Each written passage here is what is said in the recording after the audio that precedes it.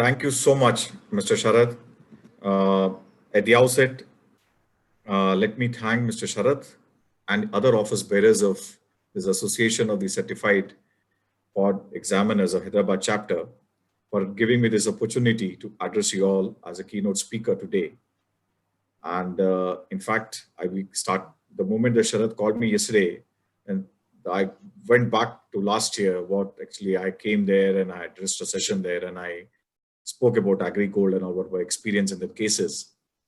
And it was a phenomenal experience for me, and how I could connect myself with the auditors, the forensic experts, and how we really burned midnight oil. The Sharath had been a great help. His team was a great help. So we could. It was a big challenge. It was a very high-profile case, and we were quite successful in unearthing the hidden assets with the entire teamwork. And there I learned a lot of forensic auditing principles and what a forensic auditor can do. It was really a wonderful experience for me. So like when he called me yesterday, I went back to last year's session. I thought, oh, this time it's going to be virtual.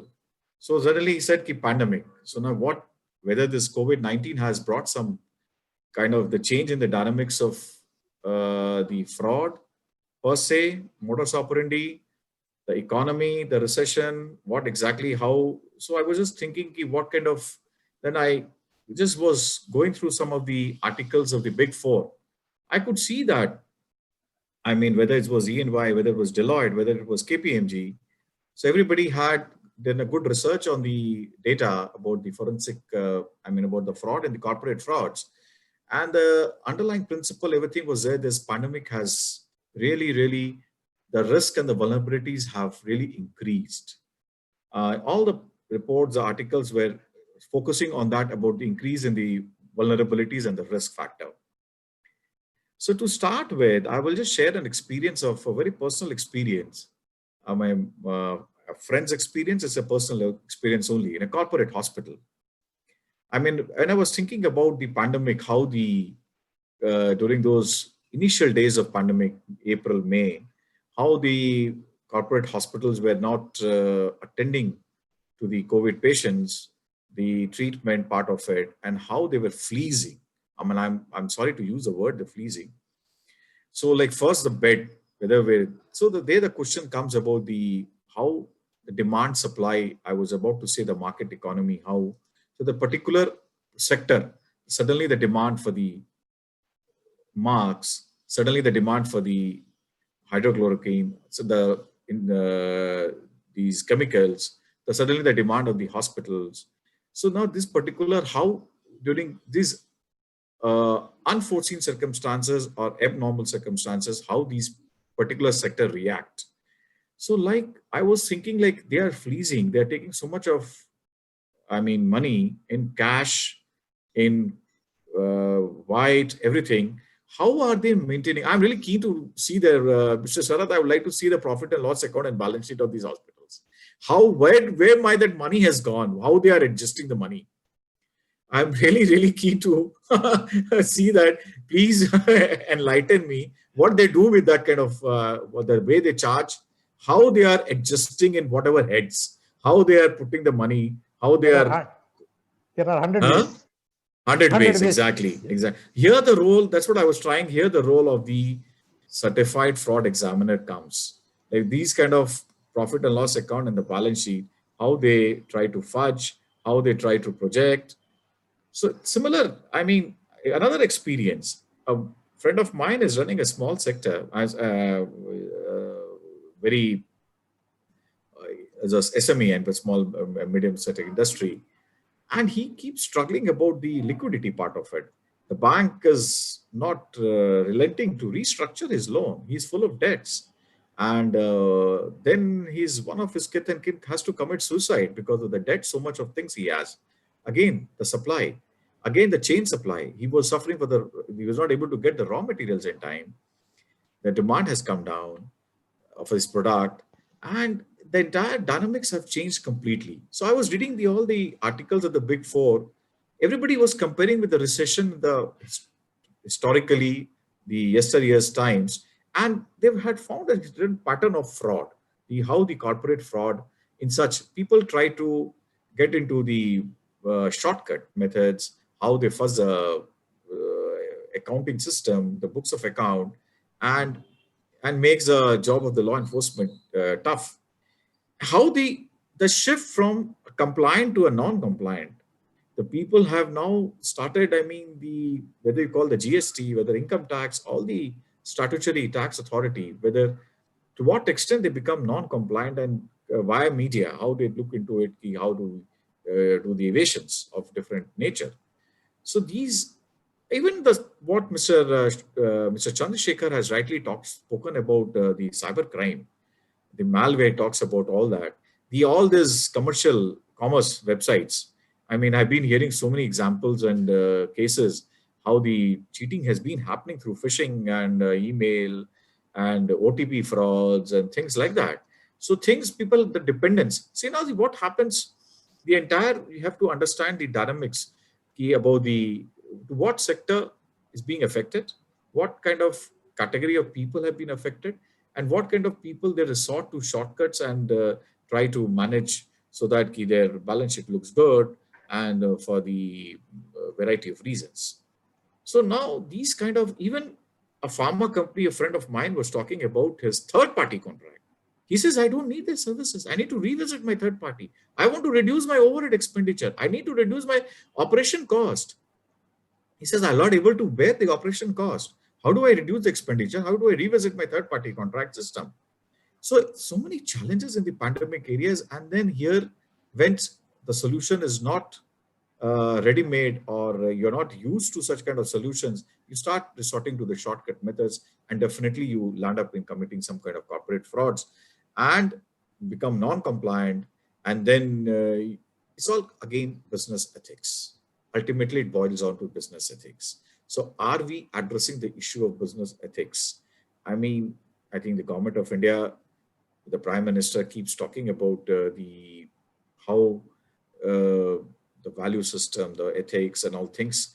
I mean, at times, a lot of people say that you're, I mean, license-free Raj kind of stuff, whether you need to regulate or you don't want to regulate, or you want to balance the regulatory kind of mechanism.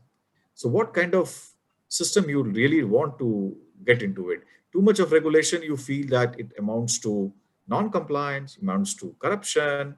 So let the people be free and you give more opportunity. RBI has definitely trying to go into that kind of mode of restructuring of loans and more addressing the needs of the small players, small businessman, and but again, all put together, when we see the corporate frauds, here lies the role of the, I think, the certified fraud examiners. Now, what has happened of late, like we are all dependent upon the tools. The all big fours, the fraud, how do they, I mean, the in-house tools they have built it. Again, we are so much dependent upon algorithms, whether the coders, the programmers, to what extent. In fact, I was discussing again with a friend of mine in ENY. I mean, he was asking me about, he had to address an issue of a particular government organization. I said, see, you need to, the coder and the coder and the programmer, until unless the flow chart, the algorithms, what he makes, how does he make? He needs to understand the culture and ethos, the structure, the function of the organization per se. It was the electrical utility area, Transco. Genco and Transco things. Until unless the electricity department functioning, he just has a big data with him, but he has to not detect the fraud. It's not that just mere mechanical way. You have the tools. You just have to run through the data through those tools, and you feel that yes, I am good at it, and I can detect the fraud, and I can produce the results. I have some differences in that. I said the basic.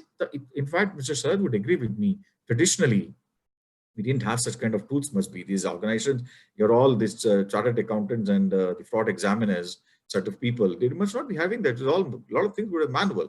That also has a beauty and the advantage. Those people also, that kind of, if the entire solution doesn't lie on the technology, we are too much of dependent on technology. So now those coders and programmers, they didn't know how the electricity department works, how, what kind of where the duplicacy and entry, how the processes until unless understand the processes part of it, you need to get into the depth of the entire ethos, structure, function, processes. You'll not be able to get a good program for the tools for it. And again, you just be dependent on technology and you say, yes, we have detected X, Y, Z. So not too much of dependence, though we have, everybody is having, but I'm not denying the fact we should. I mean, if it's a big data you cannot handle manually, definitely yes. But at the same time, we need to equip ourselves. We need to have an eye. In fact, Sharath, the moment I can vouch for that, the human, he just sees an account, profit and loss account or a balance sheet to give it to him, and he has a knack which part of it we need to address, where we need to see, the prioritize. So that the listing out the priorities in that particular itself, where now at times how I was reading one article about today itself, how the expenditure part, he keeps staggering it in a different financial year. So in the form of a depreciation, which is again a very falsification of account, and because he wanted to stagger the expenditure, so he shown it like the end of a depreciation and did it. So this is all eye for details, I would say. So that comes out of experience, and there you need to focus that yes, we need to address this particular, whether the how the various transactions has happened and all that. So like I always have a lot of regard, a lot of respect for these certified fraud examiners. They have their role is extremely important, and you're doing an excellent job in detection fraud, which really has a cascading effect and definitely would have an impact on the general economy and ultimately the well-being of the society. So basically, it's really you are addressing to the well-being of the society and in general. So I mean, my request that we all have to play as a team, as a we should play our role as a team to address these kind of corporate frauds. I, as a law enforcement officer, you all as an experts on detecting frauds, we should all come. There's a need of synergy. All come together and address these corporate frauds so that the criminals don't commit fraud again and again. And they should be scared of our action, that on the field, yes, there is an action that we can do something in this regard. Thank you, one and all. And I wish you all the best for the successful. I mean, yesterday you had a very good day, the conference, what I could hear from Chandrasekhar about the feedback. I wish the same. Thank you, one and all. Thank you. Thank you very much. Really, I'll take 1 minute only to wrap up. He summed up absolutely how a combined strength of law enforcement authority and fraud examiners can do wonders for the society. He warmed our hearts by telling we are serving the society, not doing a job. That's a part of the policing.